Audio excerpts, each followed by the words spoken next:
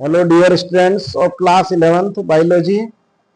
आज हम लोग जो सेल है, कल हम लोगों ने प्लांट सेल और एनिमल सेल में डिफरेंस समझा था। उसके पहले हम लोगों ने प्रोकैरियोटिक और यूकैरियोटिक सेल में डिफरेंस समझा। कल मैंने आपको प्रोकैरियोटिक सेल की स्ट्रक्चर में क्या क्या ऑर्गेनाइजेशन होता है वो समझाया। आज हम लोग यूकैरियोटिक सेल की स्ट्रक्चर को समझेंगे। यूकैरियोटिक सेल मतलब ऐसी सेल जिसके अंदर वेल डेवलप्ड न्यूक्लियस प्रेजेंट होता है। इसमें plant cell, animal cell, fungi, protist सब आते हैं। आज हम लोग एनिमल सेल की स्ट्रक्चर के बारे में पढ़ेंगे। एनिमल सेल की स्ट्रक्चर मतलब जो एनिमल्स की बॉडी में होती है। इवन जिस सेल की स्ट्रक्चर को आज हम पढ़ेंगे, ऐसी की ऐसी सेल हमारी बॉडी के अंदर भी पाई जाती है। जो एक सेल होती है, उस सेल के अंदर दो चीजें होती हैं। उन दो चीजों में आपको क्लियर कट डिफरेंस मालूम होना चाहिए।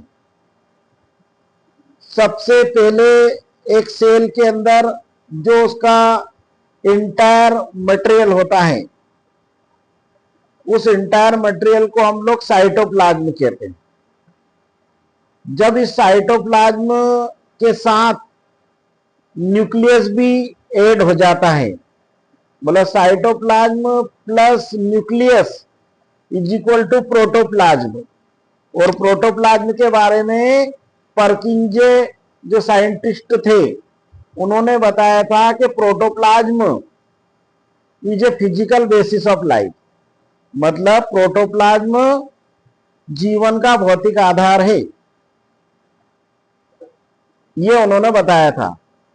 तो प्रोटोप्लाज्म और साइटोप्लाज्म में आपको कोई पूछे कि डिफरेंस क्या है, तो साइटोप्लाज्म मतलब न्यूक्लियस को छोड़कर, मतलब न्यूक्लियस मतलब केंद्रक को छोड़ दें, मतलब उसको अपन ना ऐड करें, तो सेल के अंदर जितनी भी स्ट्रक्चर पाई जाती है, उस स्ट्रक्चर को हम लोग साइटोप्लाज्म कहते हैं। और साइटोप्लाज्म में जब न्यूक्लियस भी को हम लोग ऐड कर दें, तो इसको बोलते हैं प्रोटोप्लाज्म। तो ये डिफरेंस होता है साइटोप्लाज्म और प्रोटोप्लाज्म में। जब हम एक सेल की स्ट्रक्चर को माइक्रोस्कोप के अंदर ऑब्जर्व करते हैं, तो सेल की स्ट्रक्चर में आप लोगों को बहुत सारे सेल ऑर्गेनेल्स दिखाई देते हैं, बहुत सारे कोशिकांग दिखाई देते हैं। ऐसा बताते हैं कि they are the cell within a cell, मतलब ये कोशिका के अंदर कोशिका है। मतलब ऐसा बताते कोशिकाओं को डब्बे के अंदर डब्बा है, ठीक है ना। मतलब सेल एक चेंबर है, उस चेंबर के अंदर और छोटी छोटी मेम्ब्रेन से घिरी हुई स्ट्रक्चर्स होती है। केवल दो स्ट्रक्चर ऐसी होती है सेल के अंदर जिनके चारों ओर मेम्ब्रेन नहीं पाई जाती, वो मैंने कल भी आपको मेंशन किया था, और उसको आप लोग अलग से नोट बना के याद करना। राइबोसोम और सेंट्रियोल दो ऐसी स्ट्रक्चर्स होती है जिनके अंदर मेम्ब्रेन नहीं पाई जाती, मतलब झिल्ली नहीं पाई जाती। मतलब राइबोसोम और सेंट्रियोल सेल के अंदर पाए जाने वाले दो मेम्ब्रेन विहीन कोशिकांग है। मतलब they are the membraneless cell organelle present within a eukaryotic cell. ये एक बहुत इंटरेस्टिंग और बहुत इंपॉर्टेंट फैक्ट है।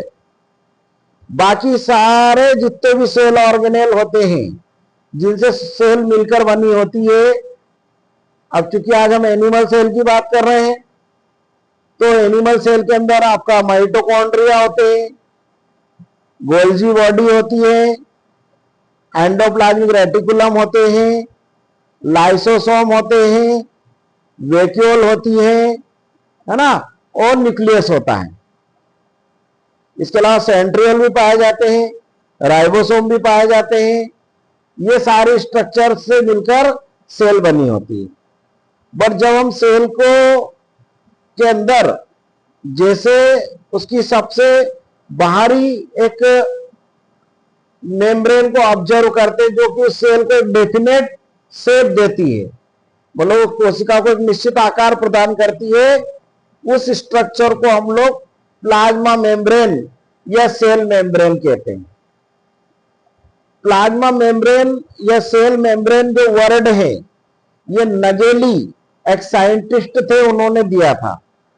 मतलब नगेली साइंटिस्ट ने बताया था कि each and every cell are surrounded by a thin semipermeable membrane which is generally made up of lipid and protein. मतलब उन्होंने बताया था कि कोई सी भी कोशिका हो, उसके चारों ओर एक महीन पतला आवरण पाया जाता है। उस महीन पतले आवरण को हम लोग प्लाज्मा मेम्ब्रेन या सेल मेम्ब्रेन कहते हैं, और लिपिड और प्रोटीन की बनी होती है। मतलब उसको शॉर्टकट में हम लिपोप्रोटीन कहते हैं। ये क्वेश्चन परीक्षा के अंदर पूछते हैं कि प्लाज्मा मेम्ब्रेन केमिकली किस सबस्टेंस की बनी होती है। मतलब प्लाज्मा मेम्ब्रेन रासायनिक रूप से किस पदार्थ की बनी होती है, तो वो chemically it is made up of lipid and protein, that is lipoprotein. Plasma membrane की स्ट्रक्चर को भी हम अलग से डिटेल में पढ़ेंगे।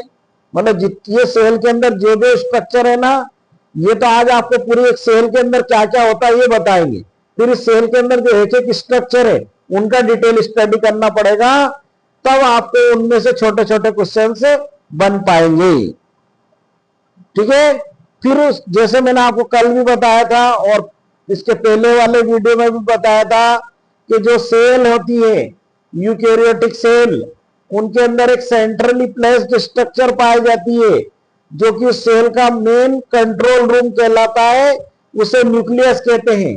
और सेल के अंदर न्यूक्लियस की उपस्थिति का पता रॉबर्ट ब्राउन ने लगाया था। यह क्वेश्चन भी आता परीक्षा के अंदर, कोशिका में केंद्रक की खोज किसने की? Who discovered nucleus within a cell? तो इसका आंसर आएगा रॉबर्ट ब्राउन। ठीक है। अब ये सारे मैंने कहा ना, एक एक सेल ऑर्गेनेल अपने आप में एक चेंबर है।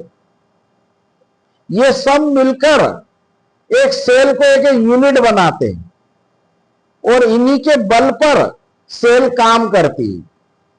और जब वो सारे सेल ऑर्गेनेल प्रॉपरली वर्क करते हैं, तब हम लोग युक्त मानते हैं कि वो सेल कोई ना कोई बायोलॉजिकल एक्टिविटी, कोई ना कोई जैविक क्रिया परफॉर्म करेगी। सेल की स्ट्रक्चर को एक टिपिकल सेल, एक प्रारूपी सेल, ऐसे सेल सब अलग अलग टाइप की होती है। जैसे किडनी में जाओगे तो आपको नेफ्रॉन मिलेंगे, ब्रेन में न्यूरॉन मिलेंगे, ब्लड में आपको आरबीसी डब्ल्यूबीसी मिलेगी। आप उसके अलावा गोनेट्स में चले जाएंगे, मतलब मेल के अंदर टेस्टिस में, तो वहां पे स्पर्म्स बनते हैं। फीमेल के अंदर ओवरी में चले जाएंगे तो वहां ओवम बनते हैं। तो अलग अलग टाइप की सेल्स प्रेजेंट होती है हमारे अलग अलग बॉडी ऑर्गन्स में, बॉडी पार्ट्स में। बट हम एज ए होल एक टिपिकल सेल के, एक प्रारूपी सेल की स्ट्रक्चर में क्या क्या स्ट्रक्चर्स पाई जाती है और उनके क्या क्या फंक्शन होते हैं, वो हम पढ़ने की अभी कोशिश कर रहे हैं। ठीक है। इसका एग्जामिनेशन के अंदर क्वेश्चन कैसे आएगा? इसके अंदर एग्जामिनेशन में क्वेश्चन ऐसा आएगा, जंतु कोशिका की संरचना का नामांकित चित्र बनाइए। ड्रॉ ए लेवल diagram of structure of animal cell. अगर ये क्वेश्चन अगर आपको आता है तो आपको एनिमल सेल का डायग्राम बनाना है, और वो एनिमल सेल का डायग्राम कैसा होता है, ये जो मैंने आपको अभी बोर्ड पे बनाया है। देखेंगे आप ध्यान से, जब हम एक सेल को ऑब्जर्व करते हैं with in a microscope, ultra structure देखते हैं सेल की इलेक्ट्रॉन माइक्रोस्कोप के अंदर, तो सेल के सबसे बाहर मतलब प्रोटोप्लाज्म या साइटोप्लाज्म की एक थिन लेयर पाई जाती है, पतली परत पाई जाती है। इस थिन या पतली झिल्ली को प्लाज्मा मेम्ब्रेन या सेल मेम्ब्रेन या बायो मेम्ब्रेन कहते हैं। इसकी सबसे बड़ी खासियत क्या होती है कि इट इज सेमी परमिएबल, मतलब ये अर्ध पारगम्य होती है, मतलब ये सेल के अंदर उन्हीं चीजों को अलाउ करती है जो सेल के लिए यूजफुल है वो टू गो इनसाइड, मतलब सेल के अंदर जाने के लिए, और उन्हीं सब्सटेंसेस को अलाउड करती है जो सेल के लिए यूजलेस है, मतलब सेल के लिए अनुपयोगी है, टू गो आउटसाइड। मतलब ये सिलेक्टिवली परमिएबल है। सिलेक्टिवली परमिएबल का मतलब होता है चयनात्मक पारगम्य है, मतलब हर कोई भी केमिकल, हर कोई भी रसायन सेल के अंदर नहीं जा सकता और कोई सी भी चीज सेल से बाहर नहीं आ सकती। उसको उसकी एंट्री और एग्जिट, मतलब उसका प्रवेश और उसका निर्गम कौन कंट्रोल करेगा? प्लाज्मा मेम्ब्रेन कंट्रोल करेगी। और प्लाज्मा मेम्ब्रेन जो रहती है वो लिपिड और प्रोटीन की बनी होती है, ट्राइलेमिलर होती है और इसकी टोटल थिकनेस 75 आर्मस्ट्रांग होती है। Armstrong it is a unit of measurement in biology, मतलब जीव विज्ञान में मापन की सबसे छोटी इकाई आर्मस्ट्रांग कहलाती है। तो इसकी टोटल थिकनेस 75 आर्मस्ट्रांग होती है। फिर उसके बाद इसके अंदर ये सब्सटेंस भरा रहता है लिक्विड, इसको हम लोग साइटोप्लाज्म कहते हैं। इस साइटोप्लाज्म के अंदर बहुत सारे इनऑर्गेनिक और ऑर्गेनिक सब्सटेंसेस होते हैं। इनऑर्गेनिक में बहुत सारे मिनरल आयंस जैसे आयरन, पोटेशियम, कैल्शियम, मैग्नीशियम, है ना, ये सारे एलिमेंट्स उसके अंदर प्रेजेंट होते हैं। वाटर और ऑर्गेनिक सब्सटेंसेस में proteins, enzymes, carbohydrates, lipid molecules, RNA, ये सारे साइटोप्लाज्म के अंदर प्रेजेंट होते हैं। जब हम इस सेल को देखते हैं तो इस प्लाज्मा मेम्ब्रेन के अंदर साइटोप्लाज्म में सारे सेल ऑर्गेनेल सस्पेंडेड रहते हैं। तो आप देख रहे होंगे कि बीचों बीच में, सेल के बीचों बीच में एक राउंडेड स्ट्रक्चर प्रेजेंट होती है और उस राउंडेड स्ट्रक्चर को सबसे पहले सेल के अंदर रॉबर्ट ब्राउन ने देखा और रॉबर्ट ब्राउन ने उस स्ट्रक्चर को नाम दिया न्यूक्लियस, दैट इज केंद्रक। न्यूक्लियस जो रहता है उस न्यूक्लियस के अंदर फिर 4 स्ट्रक्चर होती है, मतलब nucleus itself consist of 4 parts, nuclear membrane, nucleoplasm, nucleolus और क्रोमेटिन नेटवर्क। जैसे हम बात करते हैं कि हमारी एक सेल में 23 पेयर क्रोमोसोम होते हैं, 23 जोड़ी क्रोमोसोम पाए जाते हैं। तो क्रोमोसोम हमारे न्यूक्लियस के अंदर, हमारी सेल के न्यूक्लियस के अंदर एक जाल के रूप में पाए जाते हैं। उस क्रोमोसोम के उस नेटवर्क को क्रोमेटिन नेटवर्क या क्रोमेटिन जाल कहते हैं। और उस क्रोमेटिन जाल में कुछ आपको लाइट कलर की स्ट्रक्चर दिखाई दे रही है, ये हल्के रंग की, इनको यूक्रोमेटिन कहते हैं। और कुछ डार्क रंग की, गहरे रंग की स्ट्रक्चर पाई जाती है जिनको हेट्रोक्रोमेटिन कहते हैं। हेट्रोक्रोमेटिन और यूक्रोमेटिन जो है, अभी आप लोग केवल अब इसका नाम याद रखें, और जब मैं आपको न्यूक्लियस को और क्रोमोसोम के बारे में डिटेल से समझाऊंगा तब आपको और डिटेल से इसके बारे में पढ़ाऊंगा मैं। और क्रोमोसोम जब मैंने आपको पढ़ाए थे तब भी मैंने आपको ये बात मेंशन की थी। फिर उसके बाद न्यूक्लियस के अबव एक छोटी सी स्ट्रक्चर पाई जाती है, ग्राउंडेड स्ट्रक्चर। इस स्ट्रक्चर को हम लोग सेंट्रियोल कहते हैं। This centriole is not found in any plant cells, plant cell में नहीं पाया जाता है। और जिन सेल के अंदर ये नहीं पाया जाता, एनिमल भी सेल बहुत सारी ऐसी होती है जिनके अंदर सेंट्रियोल एब्सेंट होते हैं। जैसे अगर हम लोग अपना एग्जांपल ले मनुष्य के शरीर का, तो हमारी नर्व सेल के अंदर, न्यूरॉन के अंदर दिस सेंट्रियोल्स आर एब्सेंट।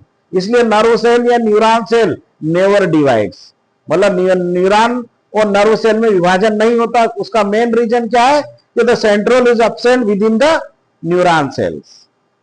फिर उसके बाद जो सेंट्रियोल जो रहता है इसका फंक्शन क्या है? सेंट्रियोल का फंक्शन होता है it help in cell division, मतलब ये सेल डिवीजन या कोशिका विभाजन के समय स्पिंडल फाइबर का निर्माण करता है। ये बहुत इंपॉर्टेंट क्वेश्चन है और ये परीक्षा के अंदर 2 नंबर में पूछते हैं कि सेंट्रियोल के कार्य लिखिए, right the functions of centriole.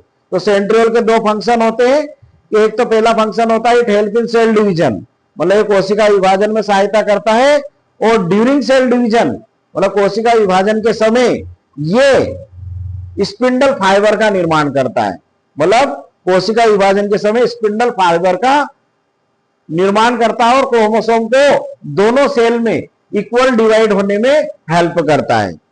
यह सेंट्रियोल का फंक्शन होता है। और इस सेंट्रियोल की क्या विशेषता होती है? एक तो यह विशेषता हो गई कि यह प्लांट सेल में अब्सेंट होता है, दूसरा यह मेम्ब्रेन विहीन कोशिकांग है, मतलब इसके चारों ओर झिल्ली नहीं पाई जाती। फिर उसके बाद आपको सेंट्रियोल के बाद आपको दिखाई दे रहा होगा ये गोल्जी बॉडी। गोल्जी बॉडी जो रहती है, ऐसे तो गोल्जी बॉडी के सेल के अंदर इतने फंक्शन होते हैं, जब हम गोल्जी बॉडी को डिटेल में पढ़ेंगे तब आपको और समझाएंगे। अभी हम लोग तो पहले तो आप लोग केवल ये समझो गोल्जी बॉडी जो है वो गोल्जी बॉडी एक बहुत इंपॉर्टेंट स्ट्रक्चर होती है सेल के अंदर, जितनी भी यूकेरियोटिक सेल होती है उसके अंदर। और गोल्जी बॉडी की डिस्कवरी कैमेलियो गोल्जी एक साइंटिस्ट थे, उन्होंने ओवुल जो उल्लू होता है उसकी नर्व सेल के अंदर उन्होंने की थी। और ये जो गोल्जी बॉडी होती है, इन गोल्जी बॉडी का जो main important function animal cell के अंदर होता है वो अलग अलग प्रकार के केमिकल सब्सटेंस को सिक्रेट करना, मतलब विभिन्न प्रकार के रासायनिक पदार्थों का स्त्रावण करना, secretion of various chemical substances. फिर मैंने जैसा भी कहा आपको कि there are so many functions of Golgi body, but अभी हम चूंकि एनिमल सेल की स्ट्रक्चर के बारे में पढ़ रहे हैं कि उस सेल के अंदर स्ट्रक्चर क्या है। अगर मैं तुम्हें एक एक पढ़ाने लग गया ना तो तुम लोगों को भी क्या है एक होल आपको समझ में भी नहीं आएगा। फिर हम इनको एक एक करके अलग अलग पढ़ेंगे, गोल्जी बॉडी अलग पढ़ेंगे, ईआर अलग पढ़ेंगे, माइटोकॉन्ड्रिया अलग पढ़ेंगे, न्यूक्लियस अलग पढ़ेंगे, राइबोसोम अलग पढ़ेंगे, वेक्यूल अलग पढ़ेंगे, लाइसोसोम अलग पढ़ेंगे। ये सारी स्ट्रक्चर एक एक करके हम लोग डिटेल से पढ़ना है, क्योंकि ये 11th क्लास में बहुत डिटेल से दे रखा है सेल के अंदर। और अगर ये सारी चीजें अगर आपको याद हो गई तो आपको आगे जाकर किसी भी प्रकार की समस्या नहीं आएगी। गोल्जी बॉडी का मेन फंक्शन आपको बता दिया मैंने, सिक्रेशन करना। फिर उसके बाद होते हैं ईआर। एक सेल के अंदर 2 प्रकार के ईआर प्रेजेंट हो सकते हैं। एक जो ईआर होते हैं मतलब endoplasmic reticulum. Endoplasmic reticulum cell का बहुत ही इंपॉर्टेंट कंपोनेंट होते हैं।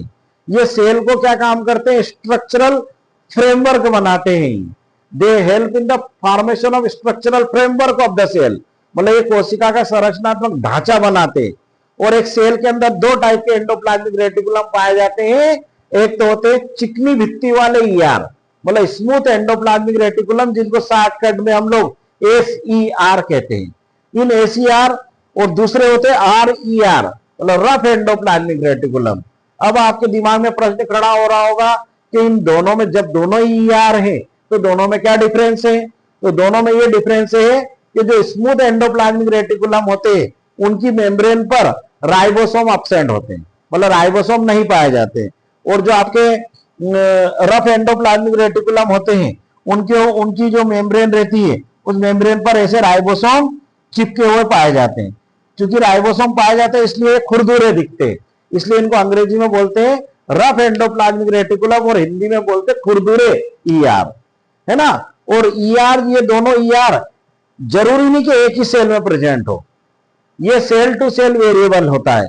ऐसा माना गया है कि जो सेल प्रोटीन सिंथेसिस ज्यादा करती है, मतलब प्रोटीन बायोसिंथेसिस ज्यादा करती है, उन सेल के अंदर आरईआर ज्यादा पाए जाते हैं। और जो सेल के अंदर ग्लाइकोजन का संश्लेषण होता है, मतलब ग्लाइकोजन सिंथेसिस होता है, उन सेल के अंदर एसईआर ज्यादा पाए जाते हैं, मतलब स्मूथ एंडोप्लाज्मिक रेटिकुलम उनके अंदर ज्यादा पाए जाते हैं। जैसे अब मैं आपको एक ऑनेस्टली बता दूं कि अगर आप मुझसे एक पूछे 1 वर्ड में कि आरईआर कौन सी सेल में ज्यादा होंगे, तो आरईआर आपको पेनक्रियाज, जो हमारा पेनक्रियाज होता है अग्नाशय, जो इंसुलिन हार्मोन हमारी बॉडी के अंदर रिलीज करता है, उसकी सेल में अगर आप देखोगे तो उसमें आपको रफ एंडोप्लाज्मिक रेटिकुलम ज्यादा मिलेंगे। वाइल अगर आप लीवर की सेल को ऑब्जर्व करोगे मतलब लीवर आर्गन है, वो भी सेल से मिलकर बना है। लीवर मतलब यकृत, लीवर की सेल को अगर ऑब्जर्व करोगे तो उसमें आपको स्मूथ एंडोप्लाज्मिक रेटिकुलम ज्यादा मिलेंगे। तो ये फैक्ट क्लियर हो गया कि स्मूथ एंडोप्लाज्मिक रेटिकुलम उन सेल्स के अंदर ज्यादा पाए जाएंगे जो लिपिड्स और ग्लाइकोजन का सिंथेसिस करते हैं, मतलब वसा और ग्लाइकोजन का संश्लेषण करते हैं। और जो प्रोटीन का संश्लेषण करेंगे, प्रोटीन का सिंथेसिस करेंगे, उन सेल के अंदर रफ एंडोप्लाज्मिक रेटिकुलम ज्यादा पाए जाते हैं। फिर जो सेल का आपका जाना पहचाना, आपका लाडला प्यारा सेल ऑर्गेनेल माइटोकॉन्ड्रिया, जिसको जनरली हम लोग powerhouse of the cell कहते हैं। Powerhouse of the cell इसलिए कहते हैं क्योंकि कल भी मैंने आपको बताया था जब बैक्टीरियल सेल बताई थी, मीजोसोम उनमें काम करता है, हमारे अंदर माइटोकॉन्ड्रिया करता है। माइटोकॉन्ड्रिया को कोशिका का पावर हाउस कहते हैं। आप बहुत छोटी कक्षा से पढ़ते आ रहे, 5वीं 6ठी क्लास से, बट आपको आधे को अभी सूझ ही नहीं पड़ी क्यों कहते हैं, ठीक है ना। तो वो इसलिए कहते हैं क्योंकि इसके अंदर सेलुलर रेस्पिरेशन की प्रोसेस होती है, मतलब इसके अंदर कोशिकीय शोषण होता है। सेलुलर रेस्पिरेशन जो होता है ना, वो 4 स्टेप में होता है। उन 4 स्टेप में से 3 स्टेप माइटोकॉन्ड्रिया के अंदर होती है। और माइटोकॉन्ड्रिया के अंदर जो ग्लूकोज का कंप्लीट ऑक्सीडेशन होता है, और ग्लूकोज का जब कंप्लीट ऑक्सीडेशन हो जाता है तो ग्लूकोज के कंप्लीट ऑक्सीडेशन से 38 एटीपी मॉलिक्यूल प्रोड्यूस होते हैं, एडिनोसिन ट्राइफॉस्फेट, जो हमारे सेल के अंदर एनर्जी करेंसी, ऊर्जा की मुद्रा के रूप में कार्य करते हैं।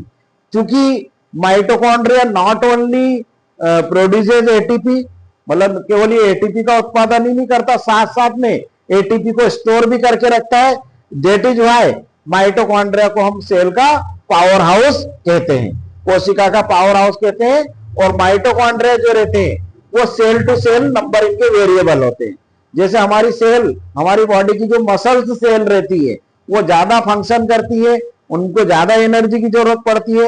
तो जैसे ये हमारी मसल्स की जो सेल है, ये हमारे टेंडन है, लिगामेंट है, हमारे स्किन के अंदर जो रहते हैं ना ये मसल्स फाइबर, इन मसल्स फाइबर की पर सेल में माइटोकॉन्ड्रिया की संख्या कंपेयर टू अदर सेल ज्यादा होती है।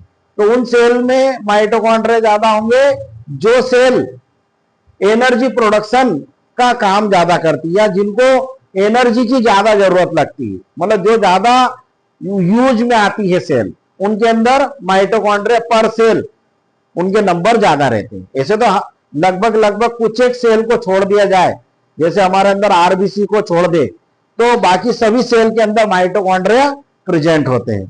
फिर उसके बाद होता है आपका लाइसोसोम। लाइसोसोम के बारे में एक बहुत फेमस फैक्ट मतलब उससे जुड़ा हुआ है, वो ये जुड़ा हुआ कि ये कोशिका की आत्महत्या की थैली के रूप में कार्य करता है, मतलब it act as a suicidal bag of the cell.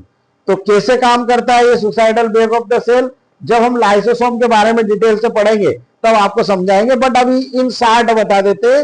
Lysosome क्या काम करता है, सेल के अंदर सफाई का काम करता है, मतलब it destroy harmful substances which accumulate within a cell, मतलब जो सेल के अंदर जो हानिकारक पदार्थ संचित हो जाते हैं उनको नष्ट करने का कार्य लाइसोसोम को सौंपा गया है सेल के द्वारा।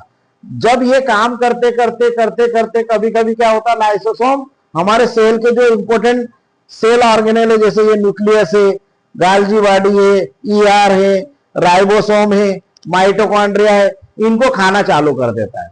जब वो इनको खाना चालू कर देता है और इनको डिस्ट्रॉय कर देता है, ऐसी कंडीशन में, ऐसी दशा में हम लोग लाइसोसोम को कोशिका की आत्महत्या की थैली कहते हैं। We called lysosome as a suicidal bag of the cell, ठीक है ना। और लाइसोसोम की वो एक खासियत होती है कि लाइसोसोम एक ऐसा सेल ऑर्गेनेल होता है जिसके चारों ओर केवल एक ही सिंगल मेम्ब्रेन होती है। जो गाल्जी बॉडी, ईआर, न्यूक्लियस, आपका माइटोकॉन्ड्रिया, ये सारे सेल के ऑर्गेनेल के चारों डबल मेम्ब्रेन होती है, मतलब दो दो झिल्ली से ये घिरे रहते हैं। जैसे ये न्यूक्लियस है, इसमें ये आउटर न्यूक्लियर मेम्ब्रेन है, ये इनर न्यूक्लियर मेम्ब्रेन है। माइटोकॉन्ड्रिया में भी ये आउटर मेम्ब्रेन, ये इनर मेम्ब्रेन है, ठीक है ना। ऐसी दो दो मेम्ब्रेन रहती है इनमें, पर ये लाइसोसोम में केवल एक ही मेम्ब्रेन होती है। और एक और अपवाद जो सेल के अंदर रहता है कि ये सेंट्रियोल, ये राइबोसोम, इनके अंदर मेम्ब्रेन होती ही नहीं है, ठीक है ना। फिर उसके बाद आ जाता है आपका राइबोसोम।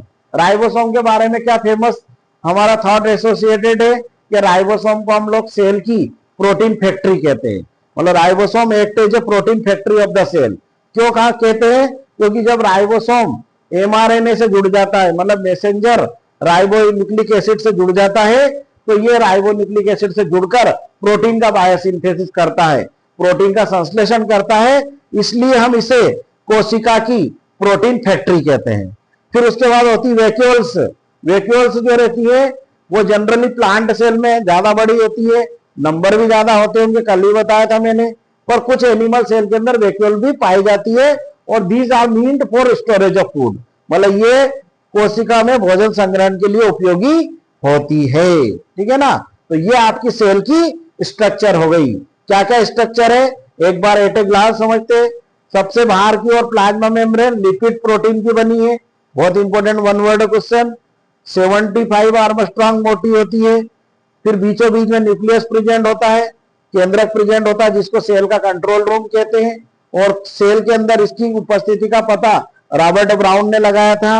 और उस न्यूक्लियस के अंदर न्यूक्लियोलस, क्रोमेटिन नेटवर्क, न्यूक्लियोप्लाज्म और न्यूक्लियर मेम्ब्रेन होती है। न्यूक्लियस के ऊपर एक छोटी सी राउंडेड स्ट्रक्चर आपको दिखाई दे रही है, इसको सेंट्रियोल कहते हैं। सेंट्रियोल कोशिका विभाजन में या सेल डिवीजन में हेल्प करता है। जब हम इसी यूनिट में जब सेल डिवीजन पढ़ेंगे, आपको पढ़ाएंगे माइटोसिस और मियोसिस सेल डिवीजन, तब आपको और पता चलेगा कि ये सेंट्रियोल कैसे सेल डिवीजन में हेल्प करता है। फिर उसके बाद आपके आ जाते हैं Golgi body. Golgi body cell के अंदर सिक्रेशन का काम करती है, स्त्रावण का काम करती है।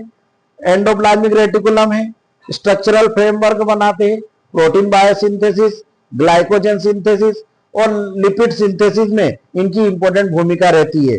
और एक सेल के अंदर दो टाइप के एंडोप्लाज्मिक रेटिकुलम हो सकते हैं, स्मूथ एंडोप्लाज्मिक रेटिकुलम और रफ एंडोप्लाज्मिक रेटिकुलम। मतलब चिकनी भित्ति वाले ईआर और खुरदुरे ईआर। फिर उसके बाद ये माइटोकॉन्ड्रिया है। माइटोकॉन्ड्रिया को आप सभी जानते हैं, इसे सेल का पावर हाउस कहते हैं, क्योंकि ये एटीपी का उत्पादन भी करता है और एटीपी को स्टोर भी करता है। फिर उसके बाद लाइसोसोम, जिसको हम लोग सेल की आत्महत्या की थैली भी कहते हैं, suicidal bag of the cell कहते हैं। राइबोसोम, जिसको हम लोग सेल की प्रोटीन फैक्ट्री कहते हैं। ठीक है। वैक्यूल, इसमें फूड का स्टोरेज होता है। ठीक है ना? ये सारी स्ट्रक्चर सेल के अंदर पाई जाती है। अब अगर ये जो सेल के अंदर ये सारी चीजें, न्यूक्लियस और ये सब सेल के अंदर साइटोप्लाज्म में रहते हैं, और साइटोप्लाज्म में दो टाइप के सबस्टेंस होते हैं, इनऑर्गेनिक और ऑर्गेनिक, अकार्बनिक और कार्बनिक। अब अगर इस साइटोप्लाज्म में न्यूक्लियस भी जुड़ जाएगा तो इस पूरे स्ट्रक्चर को प्रोटोप्लाज्म कहते हैं। और अगर न्यूक्लियस को अगर मैं ऐसा हाइड कर दूं, मतलब न्यूक्लियस को ना गिने और ये सारी चीजें गिने, तो इसको साइटोप्लाज्म कहेंगे। और प्रोटोप्लाज्म को जीवन का भौतिक आधार कहते हैं, according to Purkinje. Purkinje scientist ने बताया था कि जीव द्रव्य जीवन का भौतिक आधार है। इस प्रकार से ये हमारी सेल की स्ट्रक्चर को हमने समझा। ठीक है ना? इससे रिलेटेड छोटे छोटे क्वेश्चंस एग्जामिनेशन के अंदर आते हैं। अगर ये क्वेश्चन आएगा तो आपको डायग्रामेटिक आएगा, और मैंने आपको बता दिया किस टाइप का क्वेश्चन आएगा। ठीक है ना? इससे रिलेटेड जो भी छोटे छोटे क्वेश्चन और क्या क्या आते हैं, क्या क्या इन सेल ऑर्गेनेल के फंक्शन होते हैं, ये हम आगामी वीडियो के अंदर देखेंगे। है ना? इस वीडियो को आप ज्यादा से ज्यादा लाइक करें, शेयर करें और उन बच्चों तक पहुंचाएं जिसको सबसे ज्यादा आवश्यकता है। Okay, all the best.